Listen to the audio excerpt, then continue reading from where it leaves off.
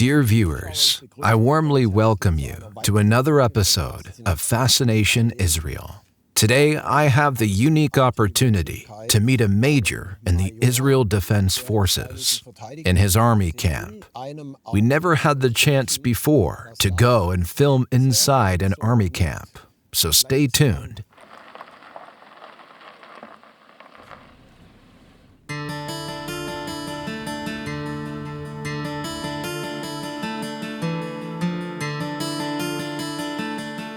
Unfortunately, we are not allowed to tell you exactly where we are today, except that we are driving along the Jordan Valley, close to the border with Jordan. This beautiful landscape is part of the heartland of Israel, Judea. Godfrey Bueller is meeting with Yair Yablinowitz. He is an Israeli Reserve paratrooper who served in his unit for over 150 days after the October 7th massacre. Yair's professional activities include working as a blogger and as an international speaker. But just before our film shoot, Yair and his troops receive an order to deploy.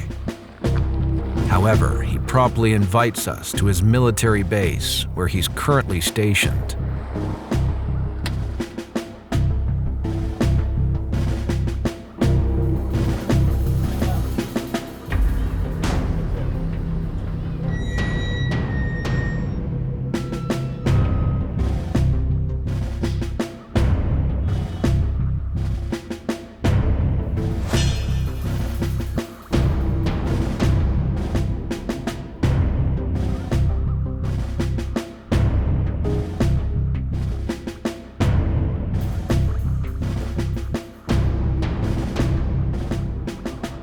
Well, Yair, thank you very much for letting us in here, for opening us the doors. Thank you very much. And to me, actually, it's the first time to be in such an interesting place. And I see everyone, which is usual. You have a uniform, all your colleagues have a uniform. And I heard from a soldier who was fighting for 9 months in the Gaza Strip that they are fighting against civilians. Young people came in jeans and T-shirts with weapons. Is this war, which is going on since October 7th, asymmetrical war? What do you think? I think that Israel, their last symmetrical war was the Yom Kippur War in 1973. That was the last war that the IDF had against another military, the Syrian army. Before that, we had 1967, we had 1956, we had 1948. It was all army versus armies, okay, plural. And Israel always won. Since 1973, our war is an army against terrorists, against guerrilla warfare, which makes it very, very difficult for Israel. But in the media, it doesn't look good, because what happens? Hamas doesn't have a uniform, as we all do. We're here in a base. Everyone here has uniform. And Hamas doesn't fight that way. Hamas's job and their strategy is to embed themselves within civilian population. That is their strategy. They know they can't beat Israel militarily, so the only thing they could do is have a Hamas member with civilian clothes, fire rockets or fire, his gun at IDF soldiers. And then when the soldiers see that and attack back, oh, it's an innocent civilian that was murdered. This is all false. Now, we're in a war, so civilians will get harmed. We didn't start this war. We don't want this war. We don't want any civilians to get harmed. But when you start and create the largest attack against Jews since the Holocaust, well, you better expect us to attack back. You better expect us to want to bring our hostages back, so we're going to fight. And in a battle, people die, including civilians.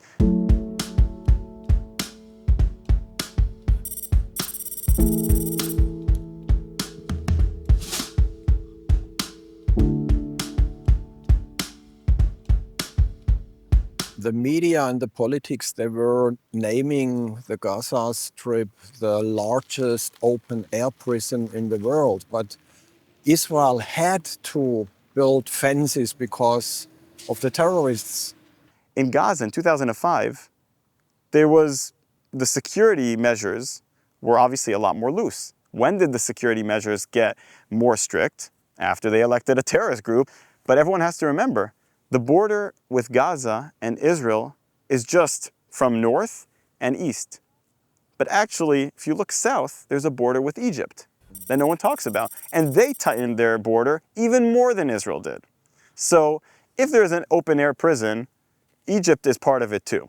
And you have to ask yourself, why would Egypt, an Arab country, want a strict border with Gaza? I think we all know the answer to that. The IDF discovered the largest tunnels going from the Gaza Strip to Egypt. So it was obviously a street or many streets where they could get weapons and other things.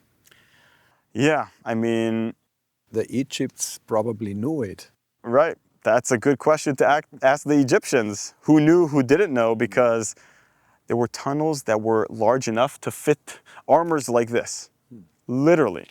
But in the end of the day, it all comes down to this. If you want to live side by side with Israel, no problem. But if you want to kill us, what exactly does the world expect us to do?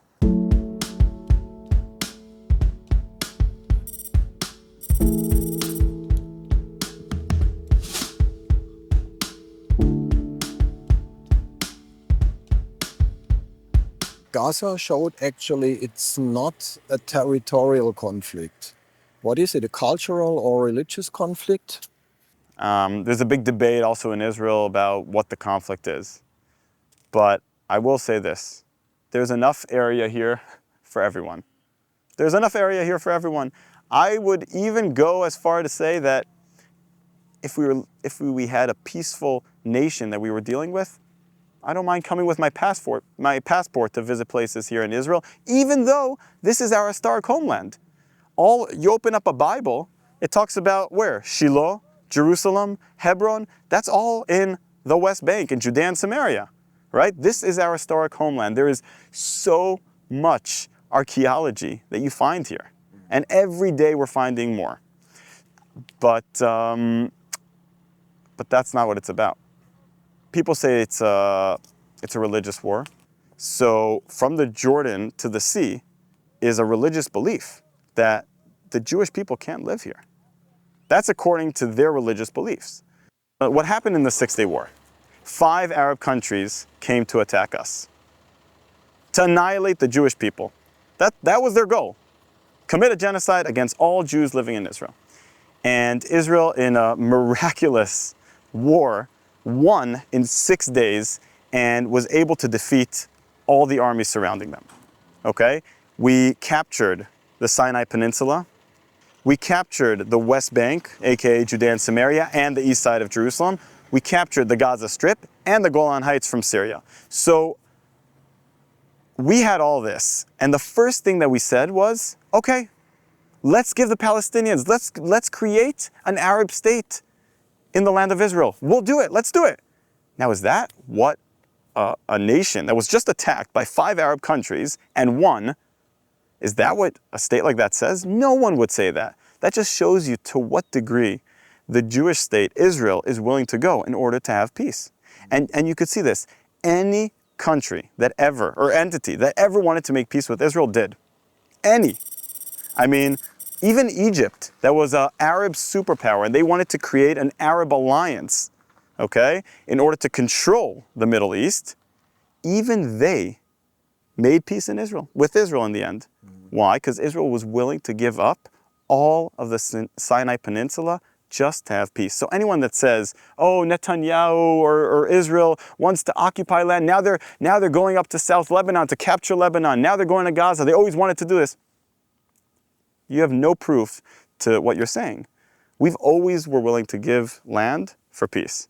But when the other side doesn't want peace, then what are we supposed to do?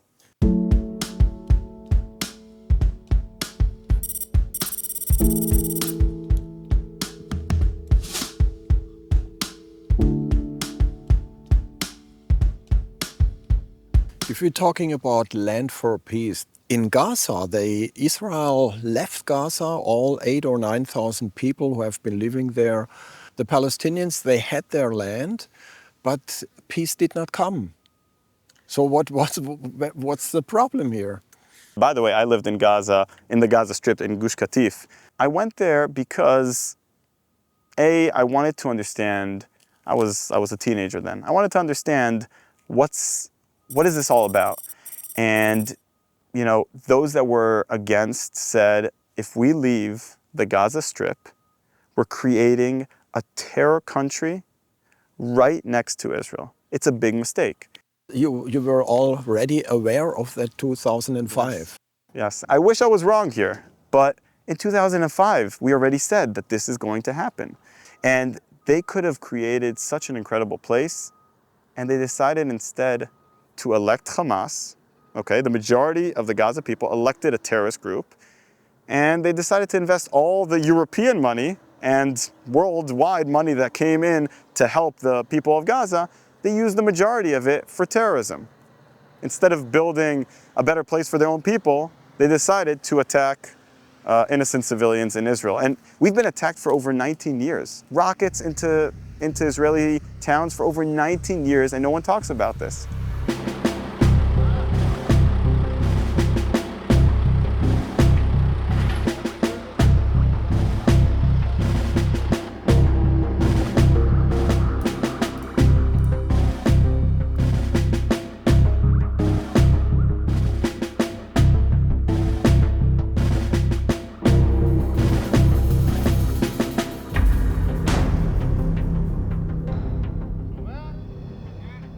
Let's talk about the young soldiers, 20, 21, 22 young old boys, and they have to leave their family. They have to go into a very critical area. Many of them have been killed. How is it for the young guys, for the families? It's very difficult. No one wanted to be in this situation and be in this war. No one wants to go into Gaza voluntarily. This is not fun for anyone, but we have no choice. We have to defend our people. Now, there is two types of, I would say, formats within the IDF. There's the regular IDF service, which is usually 3 years, and that is, young people from age 18 to 21. And then there is the IDF reservists, which is what I am. And that is pretty much people, it used to be till the age of 40, now they extended it a bit, but it's people that retired from their IDF service, and they're on call. And whenever things escalate like now, whenever there's a war, they're called up. So you have no choice, you personally? I have no choice. You have to come. I had to leave my family, I had to leave my children, I had to leave my wife and come here. And no one wanted to do that, No one wanted to be in Gaza, sleepless nights and walking for hours and hours and not showering and going through all this. No one wanted this, but this is our reality. I heard that they have to stay for 6, 7, 8 days in their clothes. They are not able to change boots and everything. When they're there, they can't change. When they're there, they're 100% focused. They have to make sure that they are, appropriately defending themselves. So they, at night, can turn on, lights in order to be exposed. They have to always be aware of their surroundings so that no one hits them. They're very, very much focused on this. And this also means not showering, not switching clothes. Are they allowed to talk to their families, or do they take away their cell phones? So for the most part, they take away their cell phones, which makes it even more difficult. That means that whenever they are in Gaza, or Lebanon for that matter, they cannot speak to their family members. So just imagine. Their husband's gone, and they also have to worry about him and not hear from him for 5, 7 days, 2 weeks, 3 weeks, and more. So it's a tremendous burden that I wish we wouldn't need to do, and hopefully we'll be finished with this soon. Following the deadly attack by Palestinian terrorists from Gaza, Israel is calling up over 300,000 reservists, the largest mobilization in Israel's history to date. Since the IDF began operating against Hamas in Gaza, 381 soldiers have been killed to date. Hamas, on the other hand, has suffered very heavy losses, with over 17,000 terrorists already eliminated. To protect the civilian population, the Israeli military is warning people on site to leave buildings or areas before they are attacked. The IDF has so far initiated 100,000 phone calls, 15.5 million text messages, has left 17 million voice messages, and dropped 9.3 million leaflets to the population in Gaza to encourage them to evacuate. This is precisely why the war in Gaza is taking so long. Civilians are being spared, but this also gives many terrorists time to escape. This approach to war is unique to any military force in the world. However, Israel is paying for it with the lives of its often very young soldiers.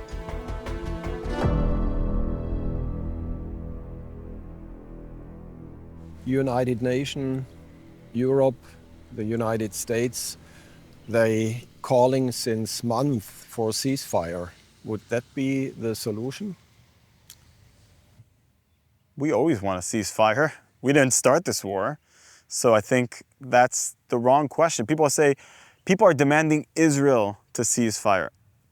That's the wrong equation. Those that started the war should cease their fire and surrender. It's very simple, by the way. This war could end today, okay? They're still holding our hostages. Our brothers and sisters are there in hell. So if they want this war to end, why are you putting pressure on us? That doesn't make sense. Put pressure on those that started the war and that are not willing to end the war. Tell them to surrender, return our hostages, ceasefire, done. It's very simple. After Sinwar was eliminated, the Israeli government was calling to give up, to show white flags. Right. But so far we didn't see anything. Because that's what terrorism is about. And Hamas is an ideology. It's a radical ideology. And that ideology is prevailing here where we are in Judea and Samaria even more than Gaza. Here you have a majority, according to their poll in November 2023, they had a poll that they asked in Gaza and in the West Bank. They asked the Palestinian people, do you support the terrorism that Hamas did on October 7th? The majority said yes, okay? It was 75% of all Palestinians that unequivocally supported it.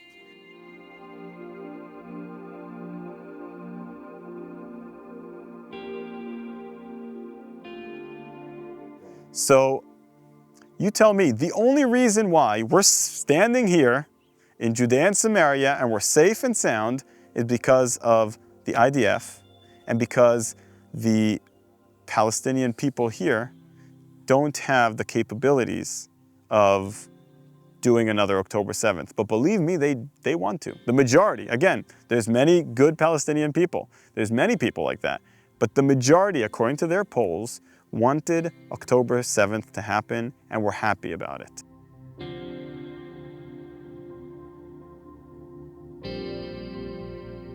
To say only Israel is to blame, only Israel should take responsibility, wait a minute, what about all these people that are supporting terrorism and murder of innocent lives? How come no one is pointing fingers at them? And that is the problem.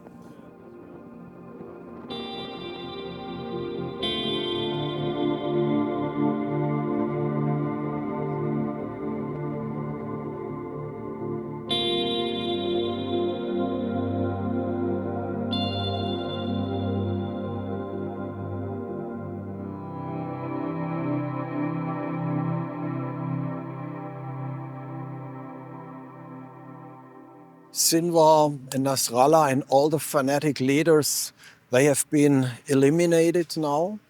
Do you think that there is now hope? I think there's hope. I mean, I'm optimistic, but I'm also realistic. We look at the Abraham Accords that happened in 2021. That is the hope.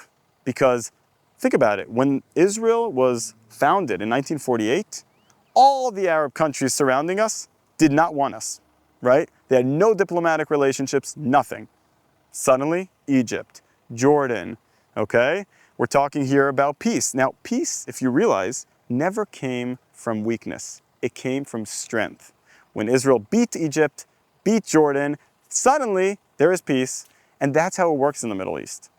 If you want to survive here, you have to project power. You can't project weakness.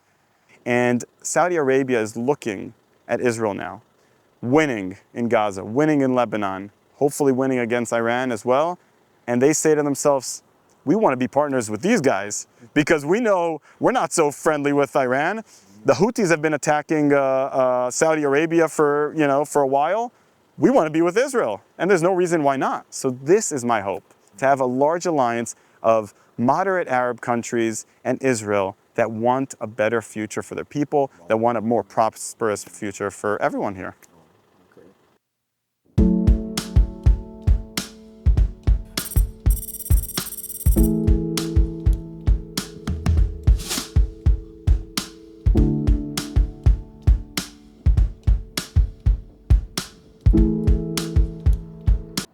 So there are two things. On the one hand, people are saying the IDF is the most human army in the world.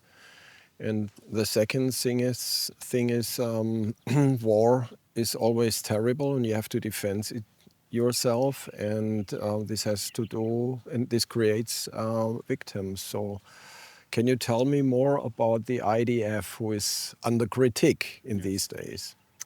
So every single IDF soldier that joins the military gets this small thing over here, which it says Ruach Tzahal, the spirit of the IDF. And it talks about our moral grounds and where we get these morality, these moral grounds from. And it talks about the four sources, okay? The first source is our long heritage of the IDF military in the, war zone. And the second thing is talking about Israel as a state of democracy and freedom. The third thing is our long Jewish presence here. This is our ancestral homeland for over 3,000 years. And the fourth thing is our morality and humanity. And these are our guidelines. It talks about the purity of arms. What is purity of arms? It means that we cannot use our weapons to hurt or harm anyone who is harmless. We can only use it in order to defend ourselves and to make sure that those who try to harm us will be harmed first. That's it. So, but the media is blaming Israel and also the politics that you kill innocent people in Gaza. Yeah. Well, the facts speak otherwise. And I think that it always goes back to this. If you want to be driven by emotions, then of course you're going to be against Israel, right? When you don't care about facts, then why not? Because what are your emotions saying? They're signaling, oh, Israel is a strong country. Israel must be the oppressor because they're strong. And the poor Palestinians, they just want peace, right? And because they are weaker in this conflict, it wasn't always this way. The Jewish nation was weak for thousands of years, right? And suddenly we have a strong army because, why do we have a strong army? Because we have no choice. If we wouldn't have an army, we would not be here. Every single Jew in Israel would be dead. Don't take my word for it. Look at what they say. This is our charter. Look at Hamas's charter. Hamas says every Jew must die. Not only Jews in Israel. And this is what we're driven by. So look at this, look at facts, and you'll see the truth. Okay.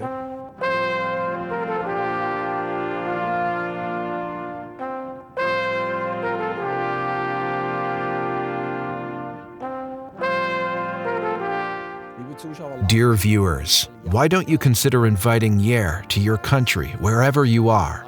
I am sure he would love to come.